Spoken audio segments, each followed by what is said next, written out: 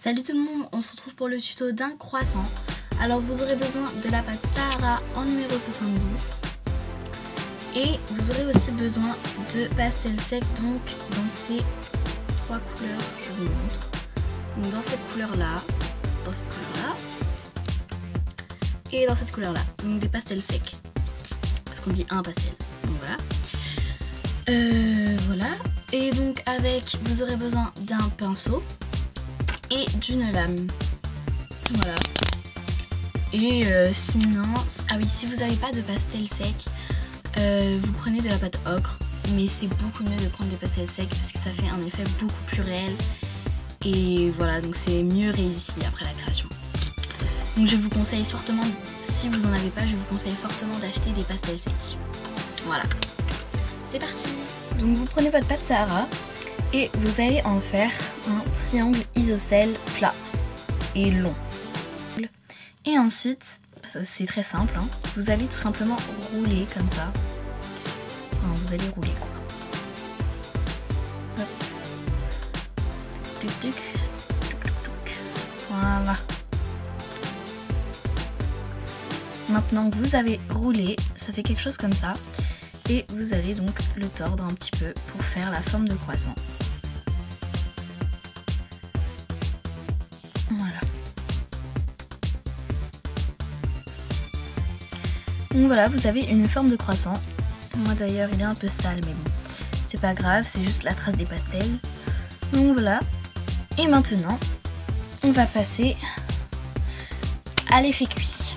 Alors, dans votre boîte de pastels, ah j'ai oublié de préciser, ce sont des pastels de chez Faber-Castell. Ça se présente comme ça. Et donc il y en a 24 et ce sont des demi-pastels. Voilà, de chez Faber-Castell. Donc voilà, alors, vous allez prendre cette couleur-là. D'ailleurs, ça ressemble un peu à une couleur ocre, en forme de pastel. Voilà.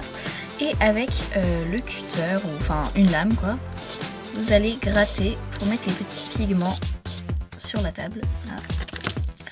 Donc vous faites un petit tas, hein, comme ça. Je sais pas si vous voyez bien. Enfin voilà. Bref, un petit tas quoi. Et ensuite avec le pinceau. Donc vous avez, enfin, moi j'essuie un peu mon pinceau parce que pour voir s'il n'en reste pas dessus. Ouais bon c'est bon. Donc, avec le pinceau vous allez en prendre. Hop. Voilà. Donc à peu près comme ça. Hein. Et vous allez en étaler bien partout sur le croissant. Donc avec cette couleur, hein, vous pouvez y aller franchement. Vous pouvez vraiment en mettre beaucoup. Voilà. Donc voilà, ça vous fait ceci. Et maintenant on va prendre une couleur un petit peu plus foncée. Enfin, un peu beaucoup plus. Donc voilà, on va prendre cette couleur là. Donc moi j'avais déjà des petits pigments dessus, du coup bah, je vais les prendre directement sur, le pastel. Pardon. Donc voilà, on en prend un petit peu, bah, comme ceci. On va tapoter sur la table pour enlever le maximum de pigments. Et on va en étaler mais vraiment un petit peu sur le croissant, par endroits comme ça. Vraiment un petit peu quoi. Parce que cette couleur cette couleur se voit énormément. Du coup. Ah, en fait, j'ai une petite astuce, c'est que quand vous étalez les pastels, en fait, sur le croissant, vous les étalez toujours dans ce sens-là. Toujours dans ce sens-là. Jamais dans le sens comme ça, mais toujours comme ça. Parce que sinon, ça fait bizarre. Donc voilà. On étale un peu comme ça. Tac. Hop, donc voilà, ça nous fait ça. On voit bien hein, là que ça ressemble vraiment à un beau croissant quoi. Et dernière étape, avec une couleur vraiment très foncée. Donc c'est du marron hein, foncé quoi. On va en étaler un petit peu, mais vraiment un peu. Genre là on prend et on en met un peu. Ça va presque pas se voir même. Sur le coin par exemple. Voilà. Donc voilà, j'en ai mis un petit peu là. Et voilà. Hop.